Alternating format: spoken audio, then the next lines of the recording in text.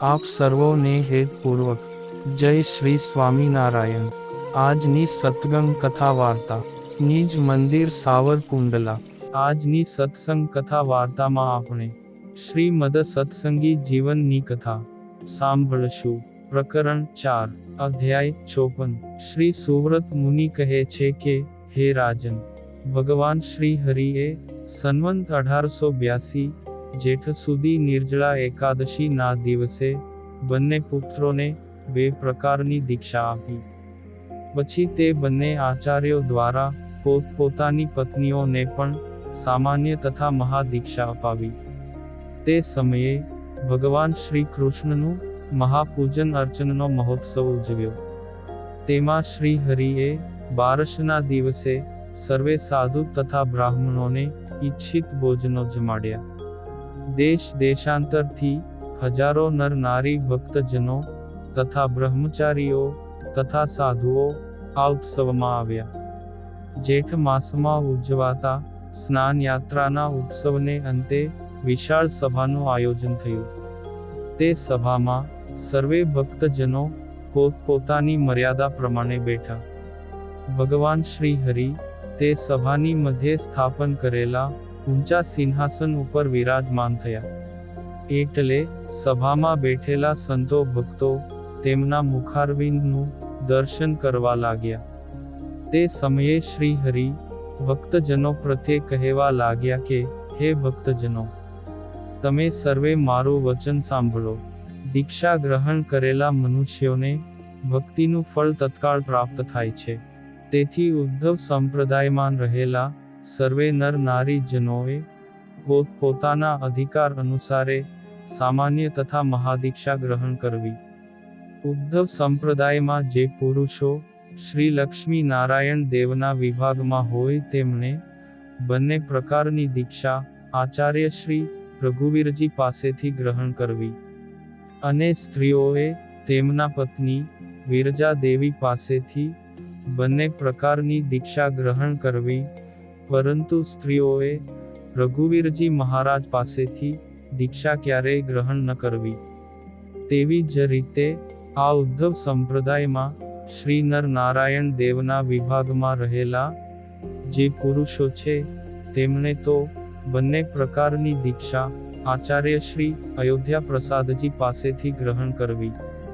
અને સ્ત્રીઓએ તેમના ધર્મપત્ની સુનંદા દેવી પાસેથી જ બંને પ્રકારની દીક્ષા ગ્રહણ કરવી, પરંતુ આચાર્ય શ્રી પાસેથી ક્યારેય ગ્રહણ ન કરવી।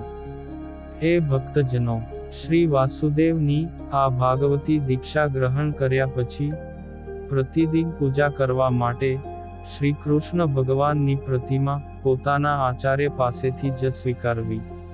અમારા આશ્રિત ભક્તજનોએ સ્વધર્મમાં રહી પોતાના અધિકાર પ્રમાણે યથાયોગ્ય તે પ્રતિમાનું પૂજન કરવું, પરંતુ અન્ય પ્રકારે નહીં। અને જો કોઈ પણ ભક્તોના મનમાં અમે કહેલા ધર્મો વિશે સંશય રહેતો હોય તો તેમણે યથાવકાશે અમારી પાસે આવી શંકાનું સમાધાન કરવું। સુવ્રત મુનિ કહે છે કે, હે રાજન, આ પ્રમાણે શ્રી હરિએ કહ્યું। તેથી સર્વે ભક્તજનો કહેવા લાગ્યા કે, હા પ્રભુ, અમે એ પ્રમાણે જ કરીશું। ત્યાર પછી ભગવાન શ્રી હરિ પોતાના નિવાસ સ્થાને પધાર્યા, અને સર્વે ભક્તજનો પણ પોતપોતાના નિવાસ સ્થાને ગયા। શ્રી હરિએ અધિકાર અનુસારે દેશ વિભાગ પ્રમાણે બંને પુત્રો પાસે બંને પ્રકારની દીક્ષા અપાવીને રઘુવીરજી આચાર્ય શ્રીને હસ્તે શ્રી રાધા કૃષ્ણ દેવ અને એક પોતાની ચિત્ર પ્રતિમા શ્રી લક્ષ્મી નારાયણ દેવ ગાદીના આશ્રિત સર્વે ભક્તજનોને અપાવી। તેવી જ રીતે શ્રી અયોધ્યા પ્રસાદજીના હસ્તે શ્રી નર નારાયણ દેવ અને એક પોતાની ચિત્ર પ્રતિમા પોતાના દેશના સર્વે ભક્તજનોને અપાવી। શ્રી હરિએ તે બંનેની પત્નીઓ દ્વારા સમગ્ર સ્ત્રીઓને બંને પ્રકારની દીક્ષા તેમની યોગ્યતા પ્રમાણે અપાવી। તેમજ દેશ વિભાગ અનુસારે સ્ત્રીઓને પણ નિત્ય પૂજન કરવા માટે ભિન્ન ભિન્ન 2 પ્રતિમાઓ અપાવી। આ પ્રમાણે ભગવાન શ્રી સ્વામિનારાયણે આ લોકમાં કળિયુગ મધ્યે જન્મ પામેલા સર્વે મનુષ્યોના કલ્યાણને અર્થે ઉદ્ધવ સંપ્રદાયનું પ્રવર્તન કર્યું.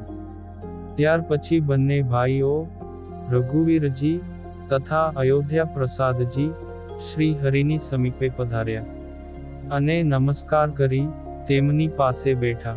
પછી શ્રી હરિ તે બંનેને કહેવા લાગ્યા કે, હે પુત્રો, તમારે કાની પ્રશ્ન પૂછવો હોય તો સુખેથી પૂછો.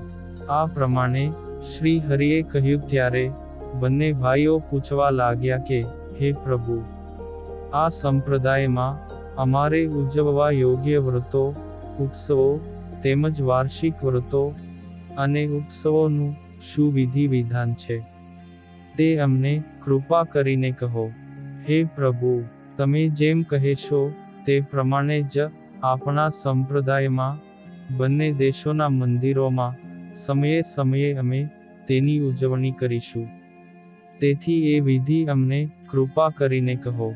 સુવ્રત મુનિ કહે છે કે, હે રાજન, આ પ્રમાણે બંને પુત્રોએ પૂછ્યું ત્યારે ભગવાન શ્રી હરિ અતિશય પ્રસન્ન થયા અને પોતાના ઉદ્ધવ સંપ્રદાયની પરંપરા અનુસારે વાર્ષિક વ્રતો અને ઉત્સવોનો સર્વે વિધિ બંને પુત્રોને કહેવા લાગ્યા. ઇતિ શ્રીમદ સત્સંગી જીવને નારાયણ ચરિત્રે ધર્મશાસ્ત્રે ચતુર્થ પ્રકરણે શ્રી હરિએ બંને આચાર્યો દ્વારા ઉદ્ધવ સંપ્રદાયની દીક્ષા વિધિની પ્રવૃત્તિના નિરૂપણ નામે 54મો અધ્યાય સંપૂર્ણ. અને હવે પછીની કથા વાર્તા આપણે આગળના ભાગમાં સાંભળશું. અત્યારે આપ સર્વોને ભાવથી જય શ્રી સ્વામિનારાયણ.